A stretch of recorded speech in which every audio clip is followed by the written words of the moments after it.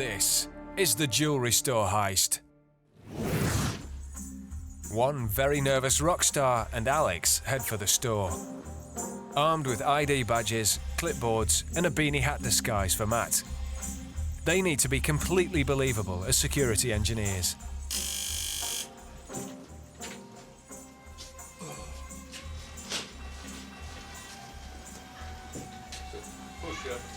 Hi there. Hi.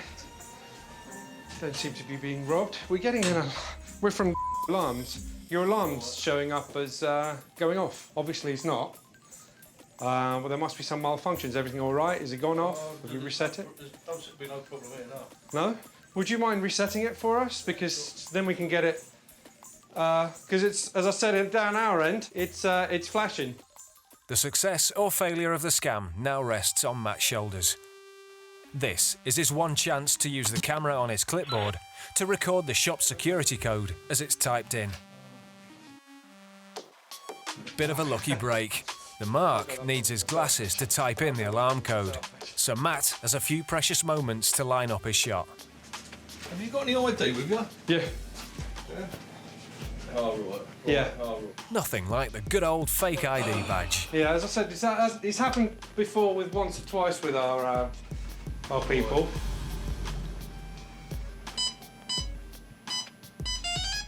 Everything all right? Fine. Matt's done it. The hustlers now have a recording of the security PIN code for the store. Yeah, I'll check with the office. But that's only half of the equation. What's going on? Over to Alex to seal the deal. No. The other thing we need to talk to you about is we're upgrading people's, most of our customers, their locks and their keys. What they're bringing in now is they're bringing in these new keys that are going to have chips in them. And the chips will be married to the lock. And we'd like to send you a code for that. So do you mind if I have a look at your locks and see you? I'm just going to have a look at just those dudes. And just a quick look at the keys to see if we can put the chips on them. The keys, Will this guy really let Alex take a look at the shop's keys? Nothing in about, just those ones. Yeah, that's no problem. Alex seems to have convinced him. He's off to the back office to get them. Yeah, that's the entrance key here. Yeah. Oh, right. Here's the other part of the puzzle. Alex uses his camera to film the shop's two front door keys, next to a concealed 50p coin. It's now possible for specialist software to analyse the key shape and known dimension of the coin and produce blueprints for a duplicate key. That's fine. Can I have a chocolate? Thanks very much. Matt's doing his bit by keeping the Mark distracted. And that's the only thing you use to come in and out? Yeah. Okay, that's interesting. Okay, so we'll send a quote in as soon as we can. Okay, thank you. very much. I'm sorry about that. I'll give you a call if there's a problem down there. Thanks very much. All the best. Cheers. Thank you. So that's the first part of the scam complete. And thanks to Matt's contribution, the hustlers now have the alarm code in addition to the key measurements. They'll be coming back to that jeweller's later tonight. It's several hours since Matt and Alex visited the store. All the shops on this high street have closed for the night, but there's an official-looking security man from the local council keeping an eye on things.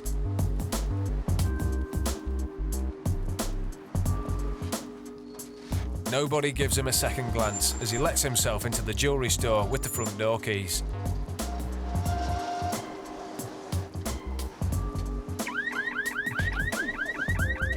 And the burglar alarm is no obstacle, as he knows the PIN code to disarm it, thanks to Matt's footage recorded earlier. Now that Paul is safely in the shop, he takes a minute to rig some hidden cameras in the back rooms. He's all set. Paul will now make a phone call to the last person in the world you would expect. Hi there, am I speaking to the owner-operator of Mercedes Jewellery? The store's manager. Hi, my name's Officer Marks. I'm from the Council Security Project. I'm at your store. I found the front door open and the inside gate open and all the lights are on.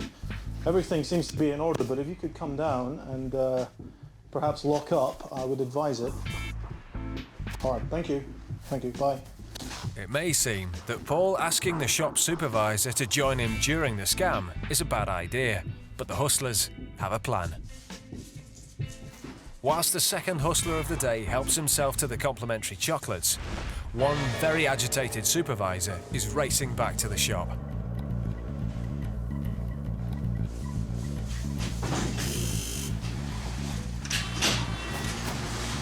Alright. Who are you? Who are you? Your name? Lloyd. Lloyd. Campbell, Mr. Campbell. All right, boy. Come on in. What are you doing in here?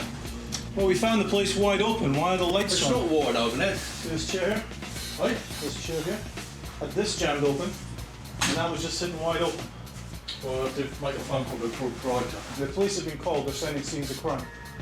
Doesn't look like anything's happened, to be honest. I've had a little walk through. Is there anything missing in the back, or? No idea. No idea. All of these lights were on. This door was open. There's a lock at the top there.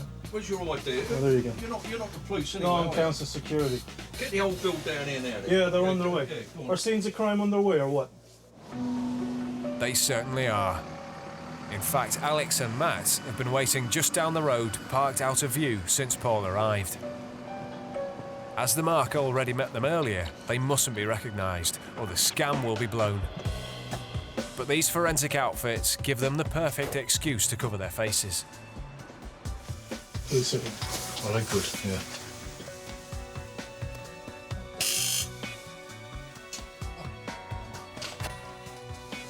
Hi there. Oh, hey, how are you? All right. Hello. Is Officer Richards there? He's on his way. He thinks there's nothing taken, so I don't know if you want to go ahead or not. Oh, that's handy. Yeah. We'll do a sweep. What time did you lock up? I left about 4:45. Okay, how many entrances, how many exits?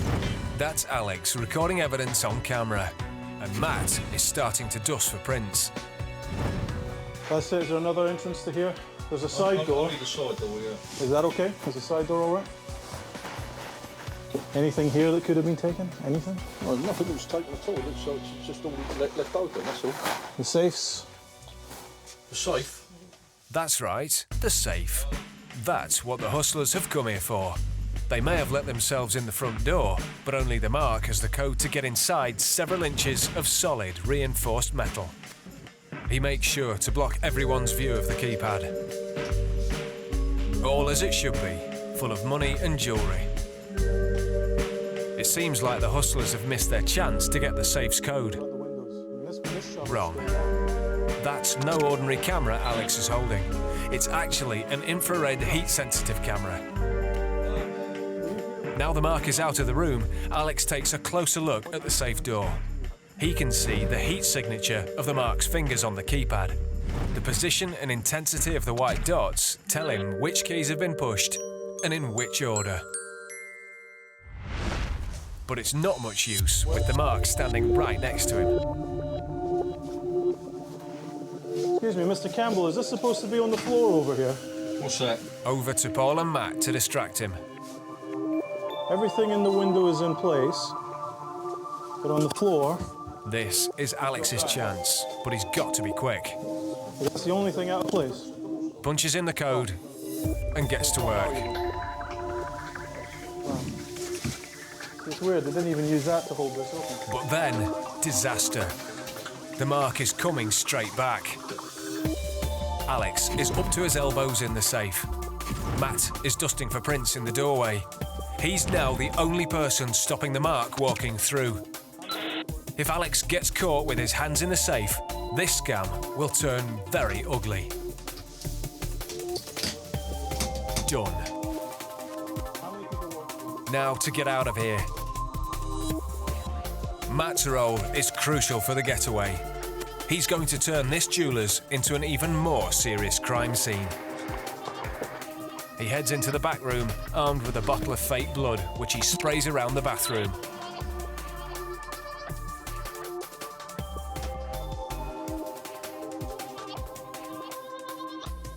Now to report his gruesome discovery. I told him his store was open. He was actually looking up. I found some blood. There's quite a considerable amount of blood back here. We need to get a detective. We need the blood test kits as well. Where? Through there, bathroom. This is no longer just a break-in. All this blood calls for a full forensic lockdown of the scene of crime.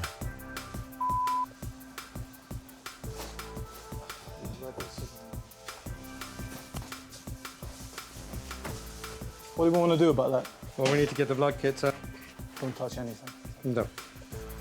The first step in securing any forensic evidence is to take everyone's fingerprints. Okay, well, we need to get the blood kits. That's the first thing we need to deal with. Also, we need to fingerprint yourself and the gentleman just to, when we start dusting. Fingerprints off me, you can forget it, all right?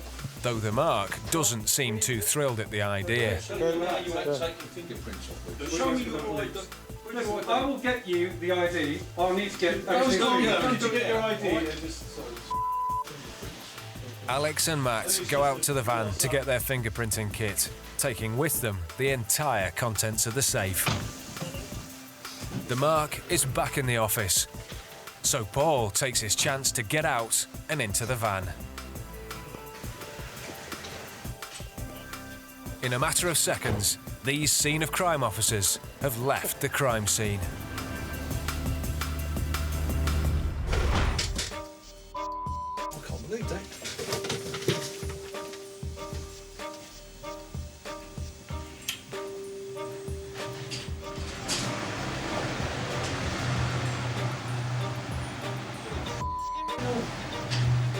Suddenly all on his own, the mark phones the store's owner again. Hello, Lloyd. People all over the place. People in white suits come in here. And you're joking? No, well, they claim to be the old bill, but...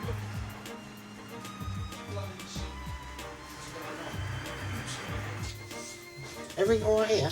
Well, I've just looked in there. And? The owner naturally wants to make sure all is well with his safe. Oh, no. I don't believe that. I just opened it up myself, it was all in there.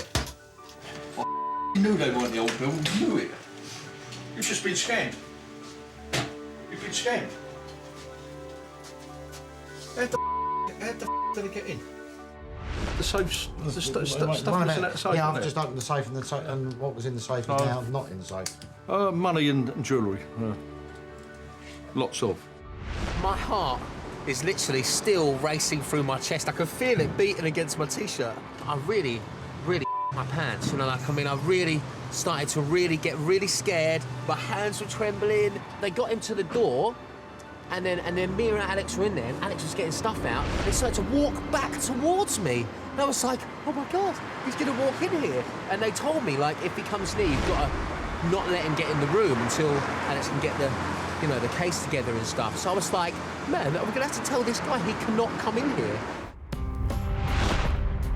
The mark is faced with a very convincing situation here and is given no time to think things through. Always protect your alarm code. Never enter it in the presence of strangers, and never let anyone handle your keys that you don't know and trust. And if a stranger is standing in the middle of your locked up store, then you should be dialing 999.